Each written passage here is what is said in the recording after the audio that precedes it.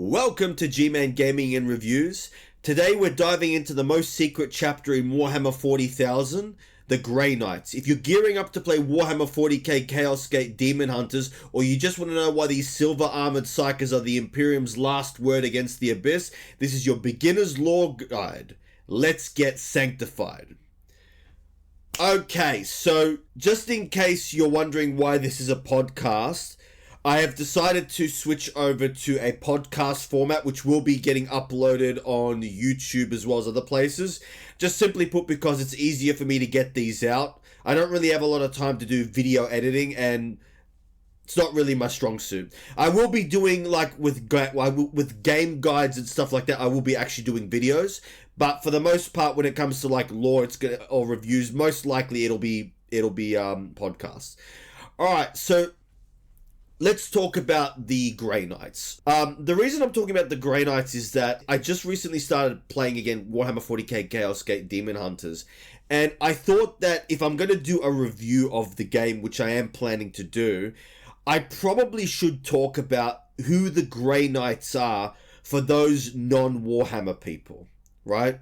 So that's what we're going to talk about today. So, the Grey Knights are the chamber militant of the Ordo Malleus, the Inquisition branch that hunts demons. They don't garrison worlds or conquer sectors. They appear, banish, and disappear. Every single Grey Knight is a psyker, trained to wield the warp with iron discipline and ritual purity. For those of you who are completely unfamiliar with Warhammer 40k, just in case there are those of you who are watching, or listening, sorry. So, the Grey Knights are a chapter of Space Marines. They are actually one of the most secretive chapters of the Space Marines. Now, the Space Marines are genetically engineered warriors who basically serve the Imperium of Man, which is set in the 41st millennium, right?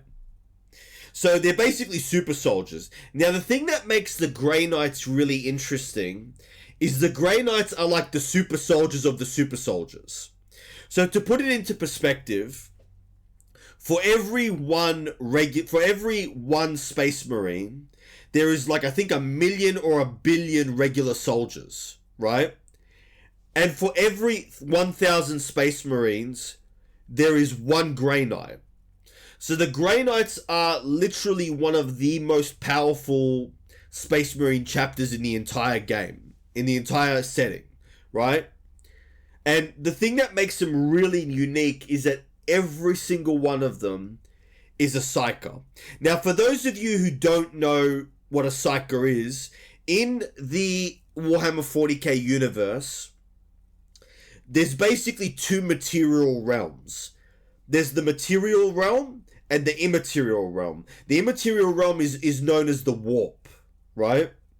Now, these two realms are linked to each other. Now, psykers are basically like the magicians or the wizards of the setting, and they draw their magical power from the warp. That's how they use to cast their spells and their abilities, right?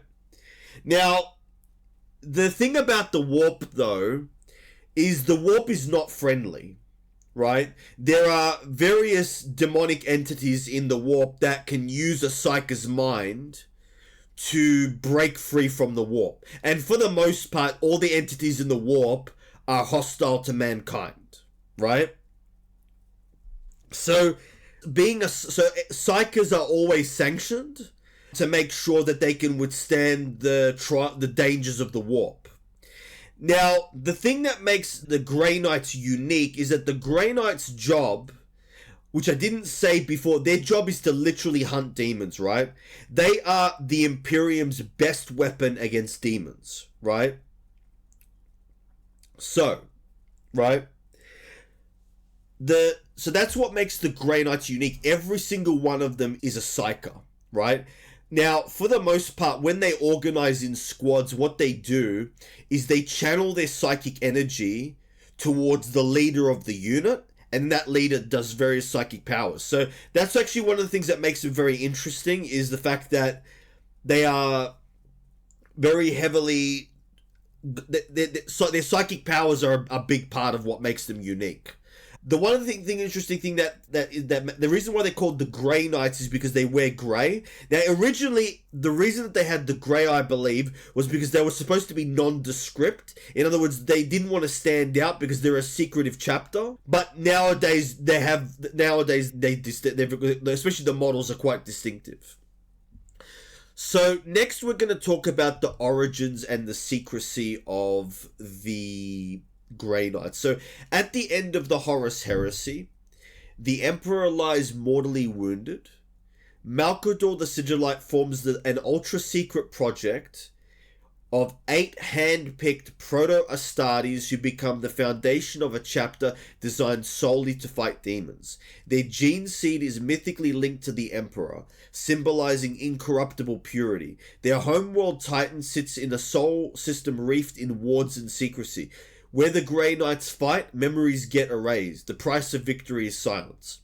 So, what that means is that one of the things that makes them unique, so there's a couple of things that were mentioned here. So, if you're not familiar with the Warhammer 40k universe, what the Horus Heresy was so the Emperor of Man, who was like a gifted psyker and scientist, created the Space Marines to be his super soldiers, right? And what happened during the Horus Heresy was about half the Space Marine chapters turned traitor and started waging a war on the Imperium of Man. So that's what the Horus Heresy refers to. Now, the Horus Heresy created numerous changes in the way Space Marines are organized, but it was this. So one of the things that's the guiding principles of the Grey Knights is to be incorruptible, right? Because chaos, the forces of chaos and the demons, when we say chaos, we're referring to those who worship the warp, right? They have a habit of corrupting, right? That's one of the things that they do. And I might go into a later episode on that where I just talk about the forces of chaos. But just know that chaos likes to corrupt, right? And so the fact that their gene seed, the Grey Knights' gene seed, is linked to the Emperor, and one of the things that's interesting about them is they're the only chapter of Space Marines that has never had any Space Marines of their chapter turn traitor, right? So they're known for being incorruptible. So next we're going to talk about the organization and ranks of the Grey Knights. So the Grey Knights organize into brotherhoods led by Grandmasters. So on the field you'll see Justicars leading kill teams, Interceptors teleporting into the backline, Purgators laying down sanctified heavy fire, Purifiers channeling holy flame to scour corruption, and Paladins are the chapter's elite shield wall, plus apothecaries, librarians, and chaplains. So, when the foe is colossal, a knight climbs into a Nemesis Dreadknight, a walking Godslayer frame meant to duel greater demons. And there's legends like Calder, Draigo, Castle and Crowe, and Voldus headline their myth. One of the things that makes the Grey Knights very different from the other Space Marine chapters is the other Space Marine chapters are meant to be good at all-round warfare, whereas the Grey Knights are specialized towards killing demons. That's literally their role. So next we're going to talk about the Grey Knights' Wargear and doctrine. So Grey Knight Wargear is both technology and prayer. Their Aegis armor is etched with wards. Stormbolters mount to their vambraces for relentless close quarters fire. Their signature is the Nemesis fourth weapon, which is a sword, halberd, falcon, demon hammer, or warding staff, each a psychic amplifier. Their special munitions, psycannons, silencers, and incinerators are designed to hurt things that shouldn't exist. Tactically, they strike by teleportation, bind with rites, banish with willpower, and retreat before the wider Imperium even knows that they're there. One of the things that's very unique about the Grey Knights is that they use teleport packs, right? Which is what I talked about with the Interceptors before. Now, the Grey Knights are unique in that only they and one other chapter can use the teleport packs, because the way that teleport packs work is that they use the warp to get someone from one place to another, and normally even Space Marines couldn't do that without going insane or turning into monsters. But the Grey Knights can do that because of their mastery of the warp. They are literally almost immune. They are immune to chaos, right? Whereas other chapters, there's only one other chapter that I know that does this called the Blood Ravens, which I'll talk about in another episode. They're related to another. Their original creation was from the Dawn of War series, which I'll talk about in another video, another podcast. But yeah, that's one of the things that makes them very interesting. So all their weapons revolve around killing demons, right? So we're going to talk about the inquisitorial link now with the Grey Knights. So they answer to the Ordo Malleus. So that means they have high inquisitorial authority. They can commandeer resources and an obsession with secrecy. If you see a demon and then you see a Grey Knight, odds are you won't remember either. So the point is that the Ordo Malleus is one of the three main, I suppose you could say, chapters of the Inquisition, which I'll talk about in another video. The Inquisition is pretty much the masters of mankind, or the lords. There are only like the High Lords, other Inquisitors, and the High Lords of Terror above them. So they really are at the top of the Imperium of man. And I will do another lore guide on just the Inquisition because they're very interesting. But that basically means they are the militant hand of the Ordo Malleus. Also, the Ordo Malleus is also known as the Daemonhunters.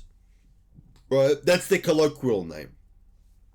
Why are the Grey Knights different? So unlike other Space Marine chapters, they are famously untainted. The lore holds that none have fallen to chaos. They're selected for unbreakable minds, shaped by brutal rites, and clad in armor that is as much liturgy as ceramite. They use the warp but do not let it use them. So that's really what really makes the Grey Knights different. And I have to say, if you've ever seen the models, they're absolutely beautiful. In Warhammer Fantasy, which I'll talk about in another video, Bretonnia is my favorite faction. The reason I fell in love with them is because they're knights with individual heraldry. The Grey Knights are very similar. Even though they wear great, they normally have like these shoulder plates that have like individual heraldry, which is one of the reasons why I love the models. Let's talk about the way that the Daemonhunters, the way that the way that they play in the game, right? So the Daemonhunters translates that identity into systems you can feel. So specifically referring to Chaos Gate, Daemonhunters, classes mirror roles. So Justicar is a leader / tank and buffs. Interceptor is a teleport assassin. Purgator is the heavy weapons with heavily sanctified guns. Apothecary is wound recovery, with advanced unlocks like Paladin, Purifier, Librarian, Chaplain, and the Nemesis Dreadknight. So they have Wargear like the Nemesis halberds, swords, hammers, stormbolters, psycannons, silencers, incinerators. So I haven't really touched, and they behave like the lore suggests, baneful to warp spawn, right? So I haven't really touched on the weapons, so I'll touch on them now. So the main weapon that the Grey Knights use is the Stormbolter. So this is one of the things that's unique about the Grey Knights, is that unlike other chapters of Space Marines that generally use bolters, each Grey Knight generally uses a Stormbolter. So the thing about a Stormbolter is, if we're going to talk about bolters, what a bolter is, it's a very futuristic version of a gun. What happens is it shoots these rounds that they drill into the target and then they literally explode. Now, Stormbolters are unique in that they're able to be mounted on the glove of a Space Marine, and they can fire them. So they're basically two bolters that are linked together that fire. And so the big advantage of having this is that the Stormbolters are able to hold a melee weapon in one hand and use and actually have a ranged weapon in the other. So that's what Stormbolters are. They're like futuristic. They're like a submachine gun version of a bolter. Psycannons are basically just big bolters that have like special psychic rounds. Incinerators are just sanctified flamethrowers. And silencers, I think, are just like a long-range weapon. And that was the Grey Knights in a purity-sealed nutshell.